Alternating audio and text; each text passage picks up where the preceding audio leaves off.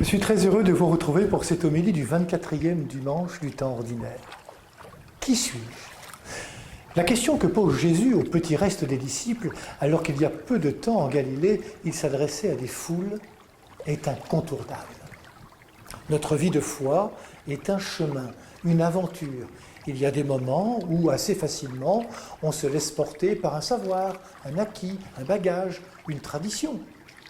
Il y a d'autres moments où c'est plutôt le combat, illustré par la figure du serviteur souffrant évoqué dans la première lecture. Il y a des jours où l'on se repose sur une équipe, un groupe, une communauté. On vit sans trop se poser de questions, c'est confortable.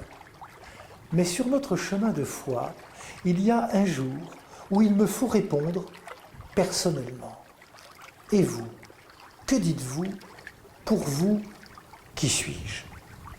Jésus ne nous demande pas ce qu'on dit de lui dans les livres, dans les traités de théologie, de ce que dit mon Église, ma communauté. Non, la question est posée à moi, dans ma liberté d'homme, de femme, d'enfant de Dieu.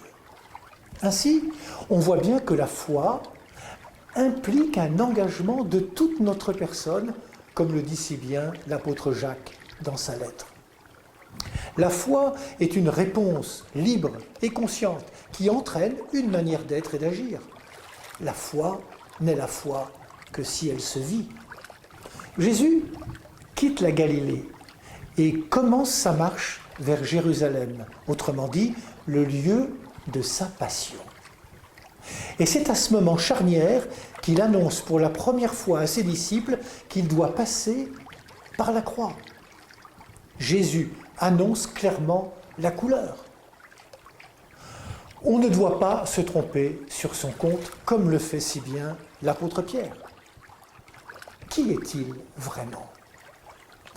On pourrait voir en lui un homme remarquable, un homme bon, proche des petits, des exclus, un homme vrai et sans compromission, un guérisseur hors pair, un faiseur de miracles, un prophète courageux, un roi puissant venu prendre le pouvoir politique.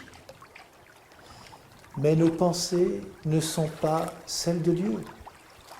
C'est alors que soudain éclate la nouvelle stupéfiante, la révélation à laquelle personne ne pouvait s'attendre.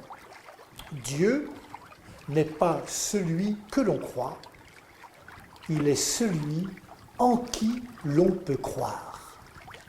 Celui en qui on peut mettre sa confiance. Son chemin, s'il rejoint le nôtre, est pourtant bien différent du nôtre. Car Dieu dérange. Oui, il est le Christ, comme l'annonce Pierre. Oui, il est le Messie tant attendu. Mais un Messie crucifié. Un Messie serviteur.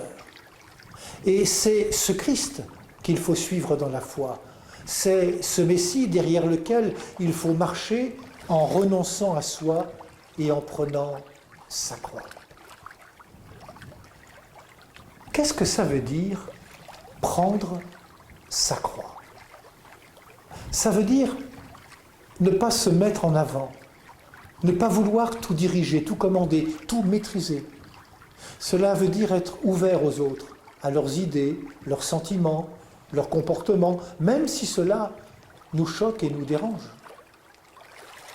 Prendre sa croix, cela ne veut surtout pas dire rechercher la douleur et les humiliations, mais plutôt accepter de n'être pas tout puissant, vouloir tout maîtriser, accepter que la foi soit un chemin qui passe par des questions, des errances, parfois des doutes, que ce chemin de foi engendre des contradictions avec d'autres manières de penser et de croire. En mettant notre confiance en Jésus, nous trouverons la vie. Car la vie naît dans le don de soi au nom de l'Évangile. En suivant Jésus-Christ, nous ne nous tromperons pas de chemin.